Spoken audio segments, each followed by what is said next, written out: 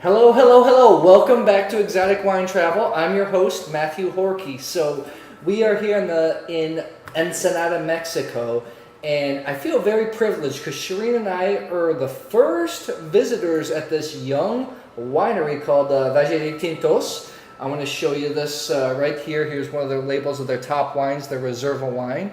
So I have to admit, I have Alvaro. My Spanish is terrible. It's getting there. So basically, we have the proprietor of the winery. So I have to tell you, when Shireen was telling me when she organized everything to come to meet a young winery, I felt a little bit of trepidation, especially some of the Mexican wines I tasted. Okay. But I am very impressed. So thank you for being on the show. I appreciate it. Matthew, thank you so much for you guys. I mean, as you were saying, our first official visitors. Yeah, cheers to that. So can you tell me a little bit about you? We were talking, just casually. Tell me about how you got started and what drew you to starting a winery. Well, I would say the wife. The wife is, she's been in wine practically all her life. Her family owns one of the oldest small wineries in the region. We got into this, 2013. We started off as a game, let's do a little wine, let's do, see what happens. We started with our reserve, which is now a reserve. 2014, we decided, let's turn this into a business. Started off with about 1,000 cases in our production. Now this year we're hoping to do triple that.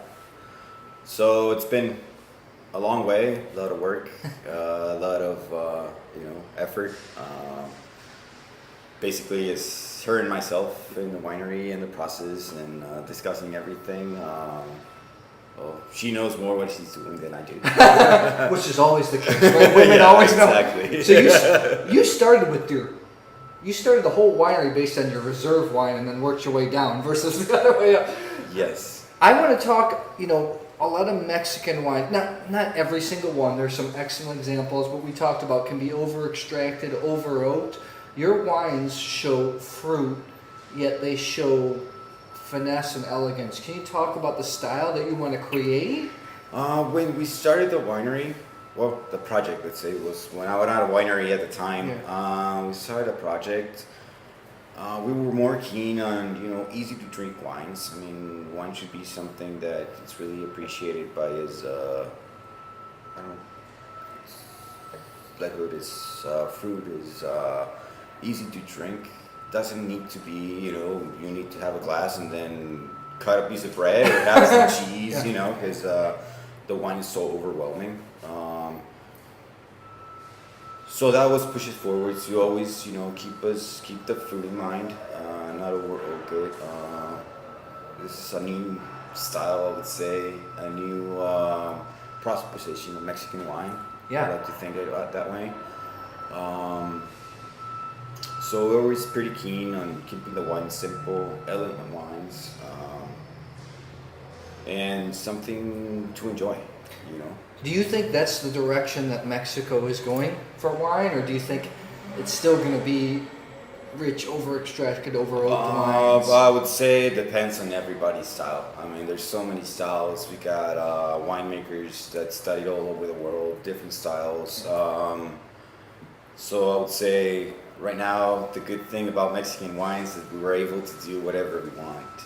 There's no restrictions. There's no anybody saying, "Oh, you need to do this, you need to do that." You can just go ahead and do whatever experiment you want to do. Yeah. So it's hard to say. It's hard to say. Mexico, I think we're super young in the wine world. Where let's hope for the best. I mean, it's being pretty appreciated.